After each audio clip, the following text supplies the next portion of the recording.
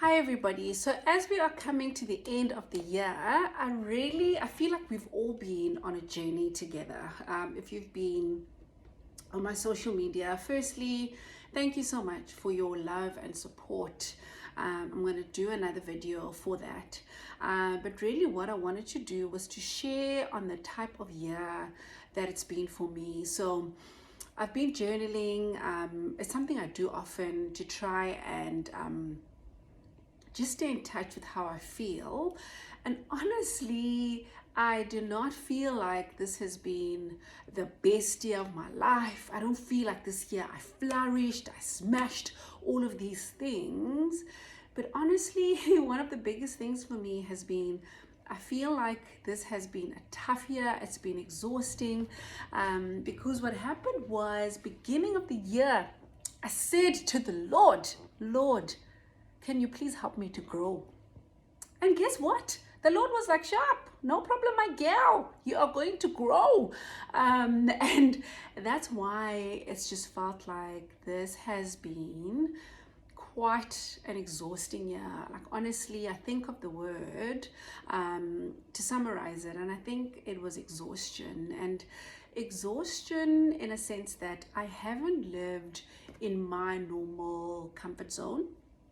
So a lot of this year has truly been that growth, and not just this year. I've been on a journey, as most of you know, and it's almost like this year and the years that have been, they came and they met at a point, and therefore that just meant that I was just exhausted half the time. So just to give you some examples. So I think first of all, I also share this often, how I was always a people pleaser. So growing up and an early part of my adulthood, I did a lot of things to please people. I lived for that. I lived for other people's affirmations. And one of the biggest things this year has been that I've been so intentional about listening to myself, listening to my voice, and doing things because I choose to do them. So things like, if I don't necessarily feel like going somewhere, being intentional to say to myself, actually, I'm not going to go to that place because maybe I'm just tired, maybe I just need some rest, maybe there's just things that are happening. And I think not to just say no, but also to have the courage to say no without an explanation. So a lot of things that us people pleasing or recovering people pleasers, we like to explain our decisions, and almost like people need to approve of them. And for me, that was always a big thing. And for me, that was always something that I did. So when I say exhausting, it's that I've lived a lot of time in my head and learning to have conversations with myself and learning to be okay with the fact that maybe people will be unhappy with the decision that I make. But then more than that, to not put so much pressure on how people will respond, but to live life that I feel resonates with how I'm feeling.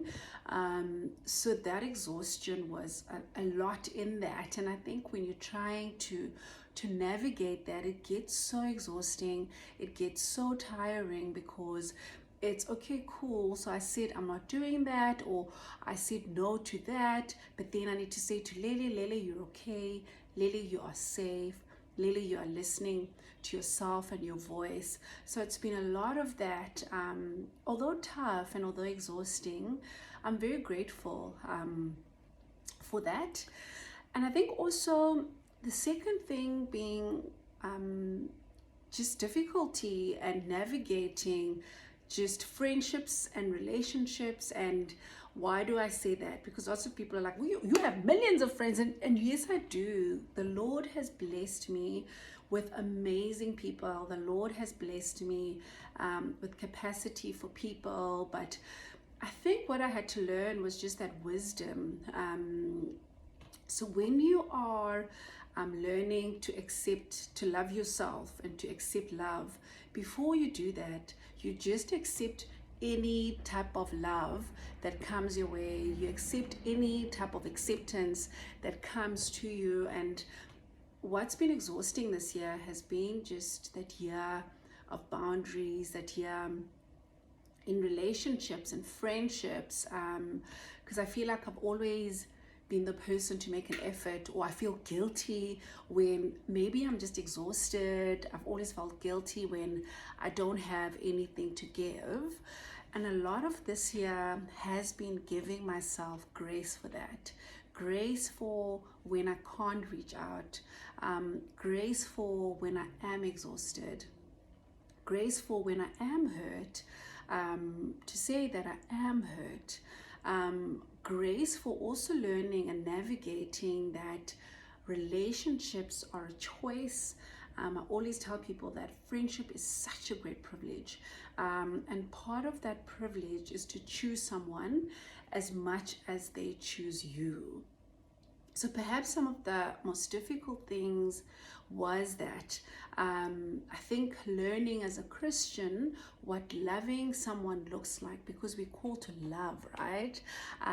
We're called to accept, but also we're called to have wisdom. So what does navigating that space look like? What does navigating that joy look like? And what does me being okay if someone is not choosing me and letting that go? So honestly, that's been really tough. I actually had a moment about this particular thing yesterday. I had a moment about how I'm realizing that some friendships, maybe they were seasonal, some are not the same anymore, but also pursuing friendships that the Lord has blessed me with. And that's been such a great privilege. The Lord's blessed me with so much, but navigating relationships, navigating friendships, learning when I need to apologize, but also learning when actually it's not my thing to own. That's been super exhausting. So exhausting in that sense. The third thing, over explaining. So linked to people pleasing. So when also historically I used to always over explain myself, and I do it now as well, but also I'm able to catch myself when I'm doing it. So a lot of that has been that I'm learning to be okay with what my response is, but also learning to not over explain, not feeling like people need to always be on the same conference table as me, in terms of being okay with my decisions. And that's been really liberating, but that comes again with that exhaustion, that having that conversation, and having that conversation of it's okay, you're safe. So that's been the third thing that has come about. And number 4 has been just working on that, loving who I am, loving the journey, loving the process, loving all aspects of me, and just seeing that I'm enough as I am. And also all these things are not just from this year, but they've been a journey, and the more you are on your journey, the more you can go on it. And that's also just been so liberating, because also learning to love yourself means learning to have that self-acceptance. It means learning that sometimes there's parts of your journey that you have to walk alone. And I think often I never gave myself the space and the permission to walk alone on my journey. And I've had to do that as well. And number 5, part of that, your goals, has been quite a big one. I think in terms of my business, in terms of looking at what's next, it honestly wasn't easy this year. It's probably been my toughest year where again I faced doubting myself, the imposter syndrome, overthinking, being in my own head, being scared by my own dreams. So it's been exhausting in that sense, and I needed to sit with it. I needed to sit with What does you being okay with this part of your journey? What does you driving your business look like? What does you bringing that before the Lord look like, and being okay with that? So my business was really tough. So like last year I'd be like, yo, because remember I had to postpone my retreat in June. I've postponed a walk, and I think I postponed something else. But what happened in that, and what happened in allowing myself to do that, just meant that I had just that reliance on God, like just that further trust in Him. So yeah, that was a journey. And I think lastly, my relationship with the Lord. My relationship with the Lord this year, I'm so grateful to God. I'm grateful to the Lord, just learning that I can truly depend on Him, that I can truly trust in Him, that He is enough for me, that He's walked through these difficulties with me, but to know that the Lord has a plan, that God hasn't left me. That's been my biggest testimony and my biggest thing by far. And truly, I'm so grateful to the Lord that He is God, and learning to surrender to Him.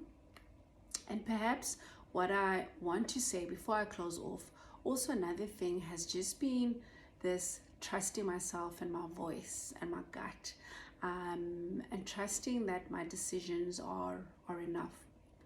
So why would I be sharing this with you all? I share it because like I always say, my life's not perfect. My life's not always, I'm not always flourishing, but my life is a choice.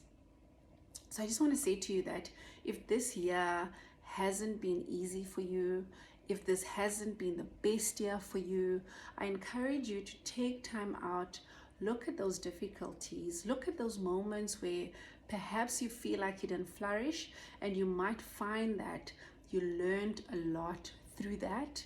You might find that there's many lessons in what didn't seem like flourishing. You might find that you were being pruned, because I think this year was my pruning year. It was my pruning season. And what you need to learn to do is to sit and be comfortable in the uncomfortable. You need to sit and you need to fight for your life. You need to sit and you need to fight for the things that you want, the things that you desire, and to not give up on those, because getting to the next doesn't mean it's always going to be easy. Getting to the next doesn't always mean it's always going to be hunky-dory, and to be okay with that. And as you do that, find yourself people that can walk with you.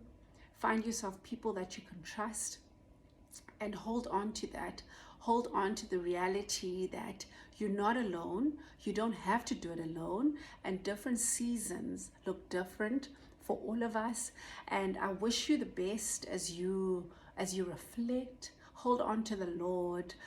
There's nothing too small or too big for Him. That for me has been such a great reminder. That for me has been such a great reality this year. So I wish you nothing but the best. Learn from your hardships. Learn from the moments that you didn't flourish. And know that next year you don't have to try and outdo yourself from this year. You don't have to try and run on 1,000. But you can start next year on a slow pace. Start it at your own pace. Learn to have a good relationship with yourself and with the Lord, because that's where it all begins.